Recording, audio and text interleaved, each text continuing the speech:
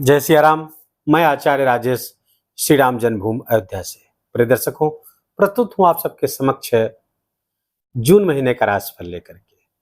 जानेंगे वृषभ राशि के जातकों के लिए जून महीना कैसा होगा उनके धन आगमन की स्थिति, धन संचयन की स्थिति, उनका स्वास्थ्य कैसा होगा, पारिवारिक जीवन कैसा होगा, शिक्षा, संतान, प्रेम जीवन, कैरियर, भाग्य, सब के बारे में विस्तार से जानेंगे। इस जून महीने में सारे ग्रह मिलकर के आपको क्या परिणाम देंगे। प्रारंभ में बता दूं कि ये वीडियो आपकी चंद्र राशि के आधार पर आधारित है और यदि आपको अपनी चंद्र राशि नहीं पता है तो अपने प्रचलित नाम के आधार पर भी इस वीडियो को देख करके लाभ उठा सकते हैं। पहले हम एक सरसरी नजर डालेंगे कि ग्रहों की स्थिति इस महीने जून में क्या है। तो पहले तो आप जान लीजिए कि 1 जून को सबसे बड़ा परिवर्तन होने जा रहा है इस जून माह का।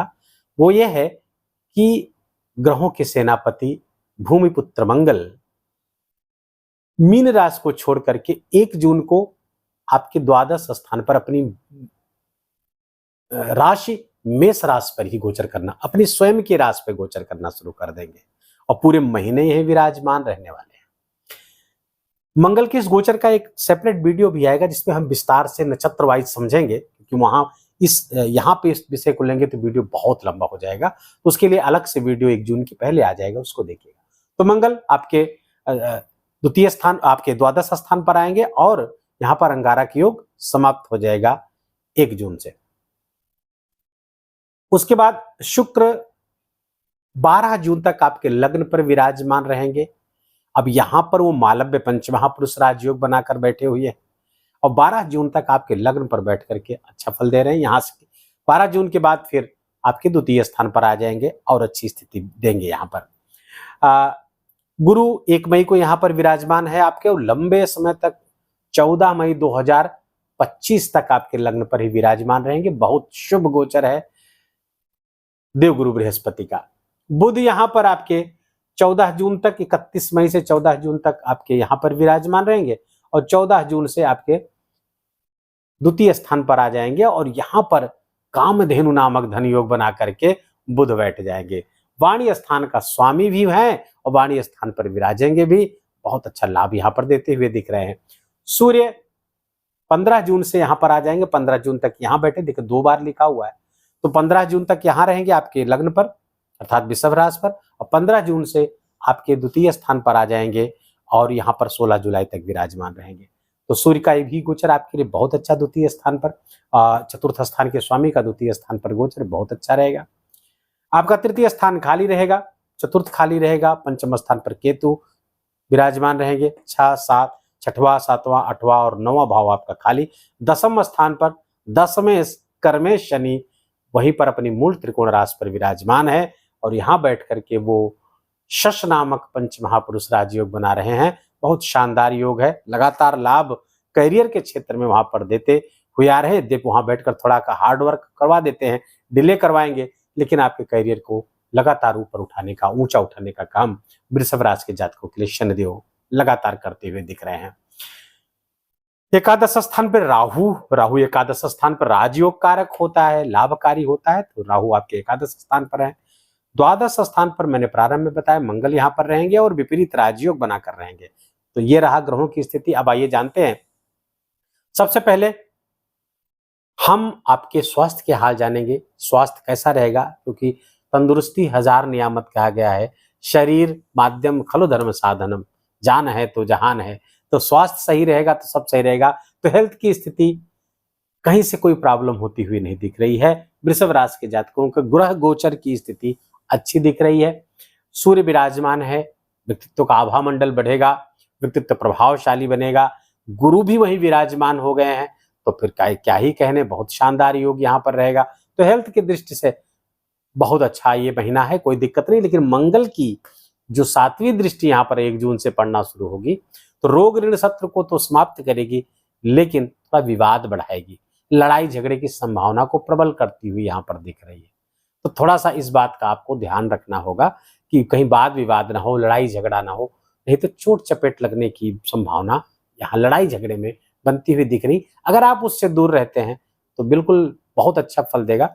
और मंगल की दृष्टि पड़ रही तो आपको लड़ने की आवश्यकता ही नहीं है। मंगल स्वयं आपके शत्रुओं से आपकी तरफ से लड़ेंगे। बस आप उनको माफ कर दीजिए, उनको क्षमा कर दीजिए। वो कोई गलती करते हैं, चलो देखें। तो जब आप ऐसा कर देंगे तो मंगल स्वयं वो लड़ाई ले लेंगे अपने हाथ में और आपसे बेहतर लड़ाई लड़ेंगे। स्वास्थ्य की स्थिति अच्छी है। अब आते हैं आपके धन पे। धन की स्थिति तो शुक्र तो मालव्य योग बना करके चल रहे हैं आपके लग्न पर। 14 जून तक यही रहे, 12 जून तक यही रहेंगे। और 12 जून तक तो धन लाभ की स्थिति खूब बढ़िया। भोग विलास की, ऐश्वर्य की सामग्रियां, सौंदर्य प्रसाधन, वस्त्राभूषण आदि की खूब बढ़ाते हुए दिख रहे हैं।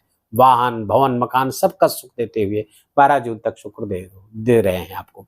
तो धनागमन, धन संचयन खूब होता हुआ दिख रहा है। लेकिन अब यही शुक्र जब आपके द्वितीय स्थान पर गोचर करेंगे तो द्वितीय स्थान मूलतः शुक्र का ही कारक है। कालपुरुष की कुंडली में देखें तो यहाँ पे ये पहली राशि रहती है, यहाँ दूसरी, तो दूसरी राशि शुक्र की ही राशि है, वृषभ राशि। तो नैसर्गिक कारक वहां के हो गए, तो वहां का कारकत्व उनका पहले से प्राप्त है। तो 12 जून को जब यहाँ विराजमान होंगे तो आपके धन संचयन की, बैंक बैलेंस बढ़ना शुरू हो जाएगा। धनागमन तो होगा, धन संचयन भी होता हुआ दिखेगा।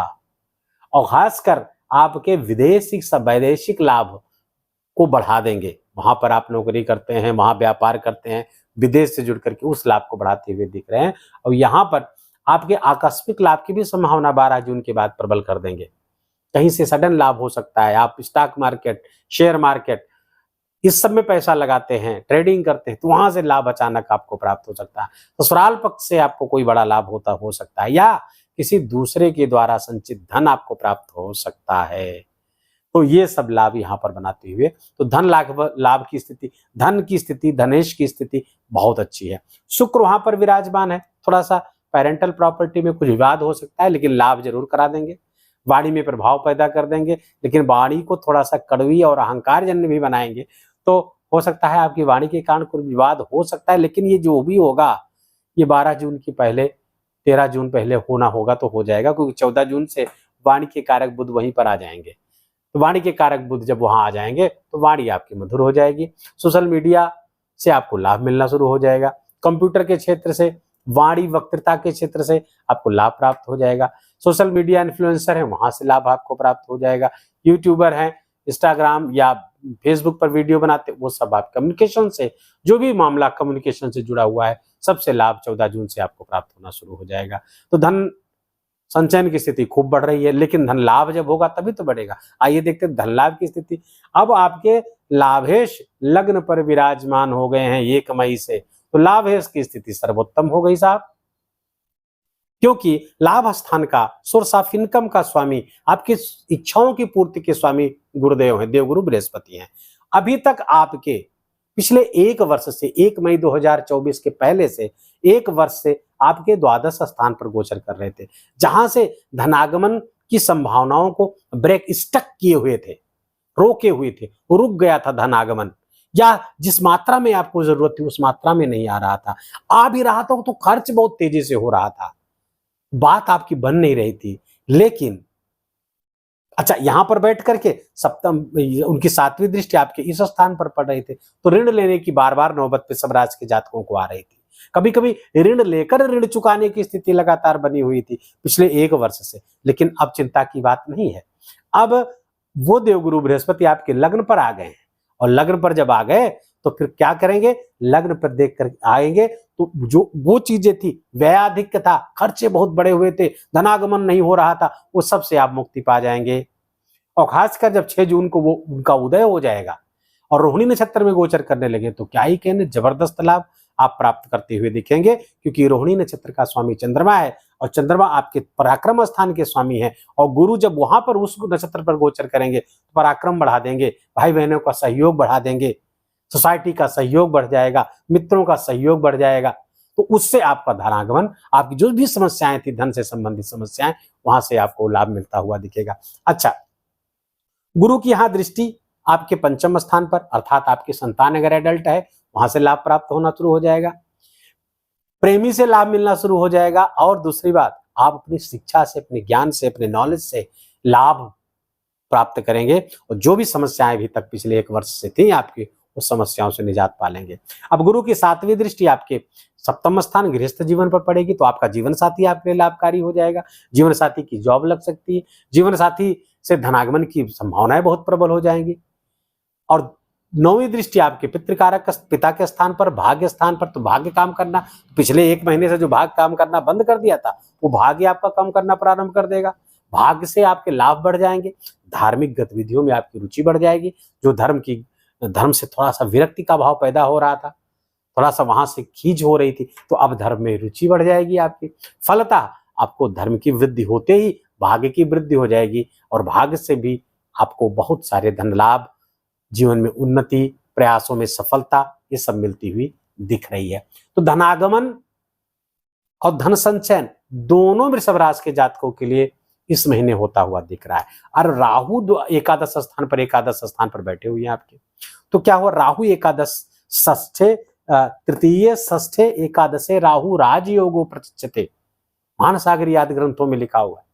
तो एकादश का राहु राजयोग कारक होता है, तो वो राहु आपके लिए धन कारक की स्थिति, नए नए आइडियाज देगा, नए, लेकिन यहाँ राहु थोड़ा सा छलिया भी होगा, आपको शॉर्टकट भी बताएगा, ऐसी इस तरह से भी धन कमा लो, लेकिन आपको ऐसा नहीं करना, शॉर्टकट नहीं तलाशना है, लॉन्ग कट से जाना है, अस्थायी विकास करना है। शॉर्टकट थोड़ा सा पीड़ादायक हो सकता है, कहीं कुछ लीगल एक्टिविटी करवा दे, वो राहु है ना, वो तो कुछ भी कर सकता है, छलिया है, तो वहां पर थोड़ा सा अपने आप को संभालें, अपने आप को समझाएं, नहीं शॉर्टकट नहीं लेना है, जो कुछ करना है वैधानिक तरीके से करना है, प्रयत्नों से अपने पुरुषार्थ पर भरोसा रखना है। वैसे वृषभ राशि के जातक अपने ही पुरुषार्थ पर भरोसा ज्यादा रखते हैं, बहुत पुरुषार्थी होते हैं, और थोड़ा सा इनमें थोड़ा सा लॉजिक आ जाए, थोड़ा सा तार्किकता आ जाए, थोड़ा सा विवेक इनका जागृत रहे, तो वृषभ राशि के जातक तो क्या से क्या कर सकते हैं। लेकिन कभी कभी ये परिश्रम तो खूब करेंगे, लेकिन सही दिशा में नहीं करेंगे। वृषभ राशि के जातक परिश्रम खूब मेहनत से करेंगे, जिद से करेंगे, ठान के करेंगे, लेकिन सही दिशा में नहीं हो पाएगा, तो फलतः परिणाम उस मात्रा में नहीं आ पाएगा। तो दिशा अपना चयन करें, गुरु इसमें मदद करने आ गए हैं, आपको दिशा दिखाएंगे, आपको रास्ता बताएंगे, आपका विवेक जागृत करेंगे, निर्णय क्षमता आपकी विकसित कर देंगे, सही निर्णय लेंगे। तो धनागमन, धन संचय सबकी स्थिति बहुत अच्छी होती हुई दिख रही है। स्वास्थ्य देख लिया आपने, धनागमन धन संचयन की स्थिति देख ली, शिक्षा संतान की स्थिति बहुत अच्छी है, क्योंकि गुरु की दृष्टि पड़ना शुरू हो गई यहाँ पर। तो ऐसे विद्यार्थी जो वृषभ राशि के हैं, जो विद्यार्थी हैं, उनके लिए विद्याध्ययन के क्षेत्र में बहुत जबरदस्त लाभ होता हुआ दिख रहा, लाभकारी विद्या होगी, भाग्य चमकेगा, क्योंकि दोनों त्रिकोणों पर उनकी दृष्टि रहेगी। तो आपके विद्याध्ययन, आप हायर एजुकेशन या उस ज्ञान से आप लाभ लेना चाहते हैं, उस सब के लिए बहुत अच्छी स्थिति बनी हुई है, पढ़ाई में मन लगेगा, अच्छे परिणाम आएंगे। दूसरी बात, गुरु पर केतु की दृष्टि, गुरु की दृष्टि केतु पर पड़ेगी, तो केतु आपके लिए लाभकारी हो जाएगा। यहां पर जो अभी तक डिस्टर्ब कर रहा था, गुरु की दृष्टि पड़ते ही वो आपके लिए लाभकारी स्थिति पैदा कर देगा, और ज्ञान में सूक्ष्मता आएगी, बहुत सटीकता आएगी, अध्ययन में सटीकता आएगी, परिणामोन्मुख होगा आपका अध्ययन। अब यहां पर प्रेमी जीवन के लिए समय बहुत अच्छा है, जो पूरा 1 वर्ष का समय, और चूंकि यहां पर भी दृष्टि पड़ेगी और सप्तम भी दृष्टि पड़ेगी, तो जून महीने नहीं, आगे भी आप इस प्रेम जीवन को अगर वैवाहिक संबंध में बदलना चाहते हैं, तो वृषभ राशि के जातकों के लिए अनुकूल समय ये होगा। तो प्रेम जीवन के लिए भी अच्छा है। संतान यदि आपकी एडल्ट आपके लिए धन कारक होगी, पैसा कमाएगी, नौकरी आदि लगने की संभावना उनकी बनी होगी। आपके गृहस्थ जीवन के सुख को देखें तो गुरु की दृष्टि यहाँ पर पड़ रही है, फलतः गृहस्थ जीवन अच्छा होगा, जीवन साथी की जॉब वगैरह लग सकती है, पार्टनरशिप में व्यवसाय वगैरह आपका है, वहां से भी लाभ होगा। व्यापार व्यवसाय कोई नया है, उसको नया शुरू कर सकते हैं, व्यापार व्यवसाय से बहुत लाभ होता हुआ दिख रहा है वृषभ राशि के जातकों को। लेकिन मंगल की 8वीं दृष्टि अपने ही घर पर पड़ेगी, वित्तीय पे अपने ही घर पर कोई नुकसान नहीं करता, फिर भी थोड़ा सा क्रोधाधिक्य के कारण कुछ समस्याएं यहाँ पर पैदा करते हुए दिख रहे हैं। जीवन साथी के स्वास्थ्य में कुछ समस्या यहाँ पर हो सकती है, उनका ख्याल रखिए। पार्टनरशिप में व्यवसाय है तो कोशिश करें कि डिफरेंस ऑफ ओपिनियन ना होने पाए। मंगल यहाँ पर विपरीत राजयोग बना करके बैठे हुए हैं, तो ऐसे लोग, ऐसे जातक हमारे जो विदेशों में हैं या विदेश से जुड़कर काम कर रहे हैं, मल्टीनेशनल एमएनसीज में काम करते हैं, उन सब के लिए बहुत अच्छा है। एक्सपोर्ट इंपोर्ट का कोई व्यवसाय है, बहुत अच्छा है। बाहर जाना चाहते हैं आप एजुकेशन के लिए, बहुत अच्छा, इसमें प्रयास करिए। जून महीने में कुछ न कुछ व्यवस्था बनती हुई दिख रही है। ये रहा आपके संपूर्ण करियर का मैंने बताया। करियर के स्वामी, करियर छूट रहा था, करियर के स्वामी शनि करियर स्थान पर ही बैठे हुए हैं, तो आपका करियर बहुत अच्छा रहेगा। हार्डवर्क लेकिन थोड़ा बढ़वाएंगे, शनि यहाँ पर बैठकर हार्डवर्क बढ़वाएंगे। थोड़ा सा डिले भी हो सकता है, क्योंकि शनि डिले भी करते हैं, लेकिन देंगे बहुत, क्योंकि करियर स्थान पर ही सस राजयोग बना करके बैठे हुए। 7वीं दृष्टि आपके सुख स्थान पर उनकी पड़ रही, बहुत अच्छा है। आप बस प्रयास करते रहें, कोशिश करते रहें।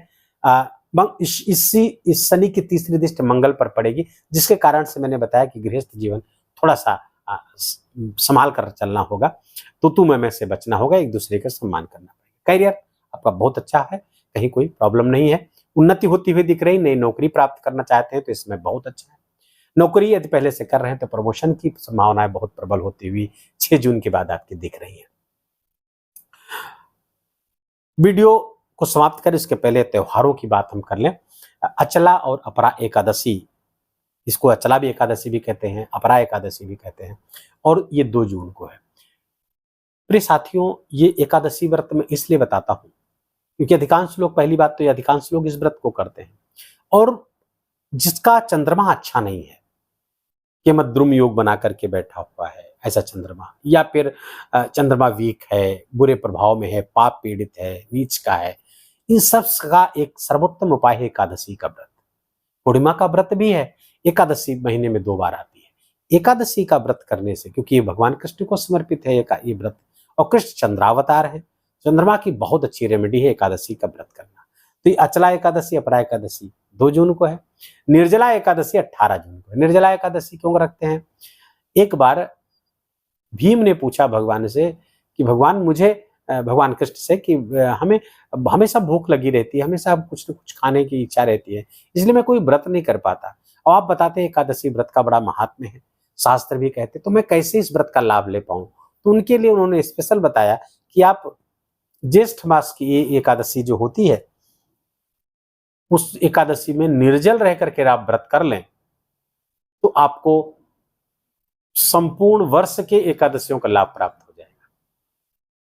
क्योंकि भीम के पेट में वृक नामक एक अग्नि हमेशा प्रदीप्त रहती थी, जिसके लिए हमेशा उनको भूख, जो भी खाते थे तुरंत पच जाता था, उसको वृकोदर कहते थे, इसलिए भीम का एक नाम वृकोदर है, जिनके उदर में वृक नामक अग्नि प्रज्वलित रहती है। तो भीम ने यह व्रत किया था। ये निर्जला एकादशी व्रत बड़ा महत्वपूर्ण व्रत है, बिना जल पिए इस व्रत को किया जाता है। एक दिन पहले से ही शाम को जल त्याग दिया जाता है, एकादशी पूरा निर्जला रह करके अगले दिन प्रातः पूजा पाठ दान आदि से निवृत्त होकर के जलपान किया जाता है। तो ये व्रत आप कर सकते हैं। वीडियो को यही समाप्त करेंगे। वीडियो अच्छा लगा हो, आपके काम का लगा हो, मेरा बोलना आपका सुनना दोनों सार्थक हुआ हो, तो इस वीडियो को लाइक करिएगा, अपनों के साथ शेयर करिएगा, और कमेंट में बहुत प्रेम के साथ जय सिया राम अवश्य लिखिएगा। मेरा विशेष आग्रह है आपसे, इससे आपके बड़े लाभ हैं, क्योंकि जब आप जहां भी बैठे हुए हैं जय सिया राम लिखेंगे तो यहाँ पर अयोध्या में बैठे भगवान राम तक आपका जय सिया राम, आपका प्रणाम पहुंच जाएगा। चैनल को अभी तक आपने सब्सक्राइब नहीं किया है या चैनल पर नए हैं तो इसको सब्सक्राइब कर लीजिए, बेल आइकन की घंटी दबा लीजिए, और ताकि नए वीडियो का नोटिफिकेशन आप तक पहुंचता रहे। अपना ख्याल रखिए, अपनों का खूब ख्याल रखिए, माता पिता की खूब खूब सेवा करके उनका आशीर्वाद लीजिए। जय जय सिया राम।